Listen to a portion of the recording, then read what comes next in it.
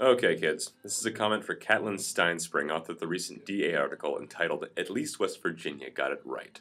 You can read the article if you have no clue what I'm talking about.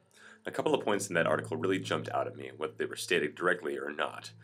Katlin, you claim that 1. Open-mindedness is un-American. 2. Not willing to accept something is not closed-minded, at least in part. 3. Barack Obama supporters are like high school teeny boppers. You state that they have, quote, narrowly constructed perspectives, unquote.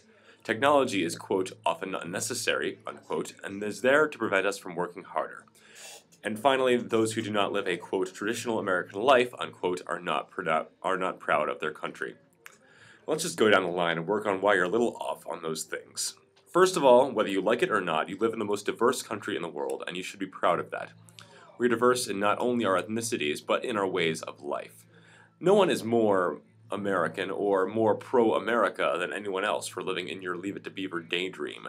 For instance, on a Sunday, I wake up at around 11, go eat some lunch, go to my fraternity meeting, rehearse with my a cappella group, eat dinner, go to church, because my services rather untraditionally start at 7, go watch a movie with my friends, and then go home. Now, am I un-American for living that way? I wouldn't like to think so. But evidently your Sunday morning is a little bit different than mine. Now, on your accepting comment, let's go back a few years to when people would be lawfully unaccepting of something. That's right, Katlin. I'm talking about the age of segregation. Black people were denied their rights. They were left at the bottom of the barrel and beaten down for trying to make their way, all because the white folk couldn't accept that their skin color was different than their own. Now, we now look on that generation as, you guessed it, just as you said in your article, closed-minded. The federal government had to intervene to stop it, and that even took an inspirational, eloquently speaking black man for them to do that. So, if you'd like to stay in your hole and be unaccepting, this is your traditional American here in West Virginia, so there's probably plenty of people here who would agree with you. It's your best safe haven outside the former Confederacy.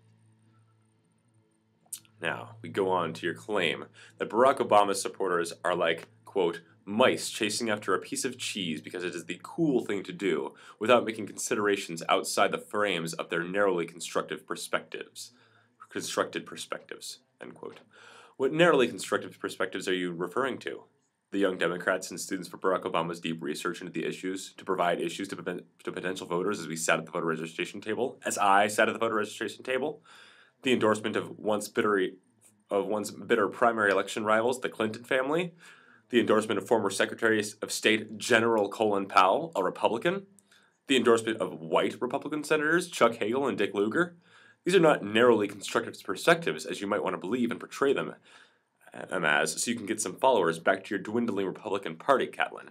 These are the informed opinions of people ranging from your fairy tale cheese-chasing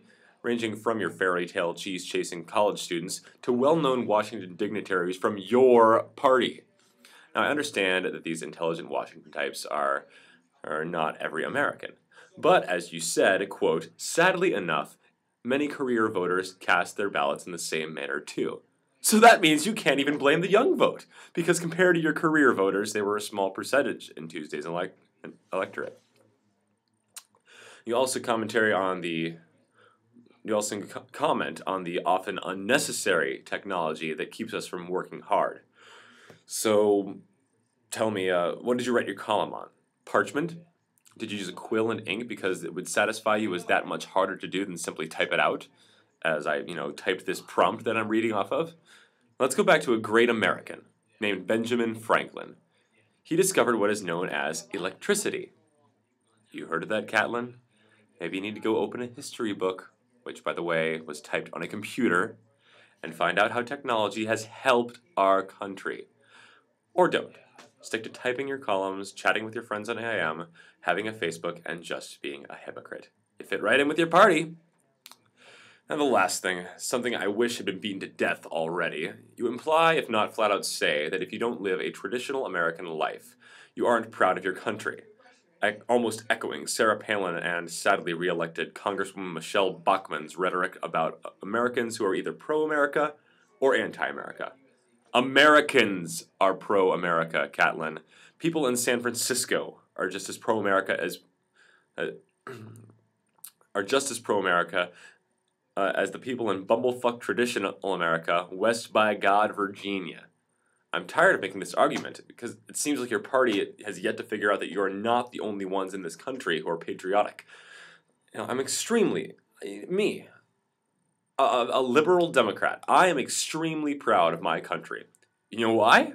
Because my country just elected a candidate who will bring the change to this country that it needs, who will give a fighting chance to the middle class, who will get us out of a useless war in Iraq, and, most importantly, at least based on your column, shut the mouths of you people who try to degrade the rest of the country from being different than your gold standard of, quote, traditional America. The wave of shit that spilled out of your mouth does not belong in the Daily Athenaeum. Sure, the First Amendment grants you a right to print it there, but I'm sure columns like you just wrote would get on the front page in the Mountaineer Jeffersonian. And that way you can support your traditional American college newspaper and keep un-American things like open-mindedness and acceptance off the pages. Because after all, how much of that America you're so accustomed and attached to are you willing to sacrifice?